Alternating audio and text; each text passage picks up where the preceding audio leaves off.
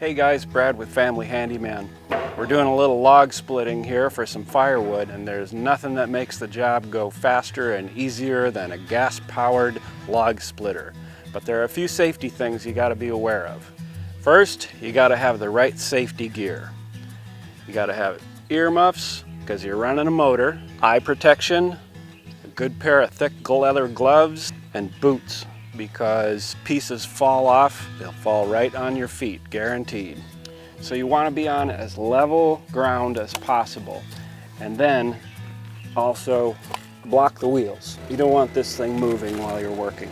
Another important thing is to make sure your work area is nice and clear. You don't want stuff laying on the ground that you can trip on. So as nice as it is to have help with big jobs, when you're running a log splitter, it should be one operator. You want one person holding the log, and that same person should be operating the wedge. You don't want anybody else in control of something that's pushing towards your hand. So as best you're able, make sure your logs are cut square on the ends, because if they're not, if they're at too steep an angle, they can slide off of the block or the wedge won't get a good bite on it. So next time you're using a log splitter, keep these safety tips in mind. And for more great tips, visit us at familyhandyman.com.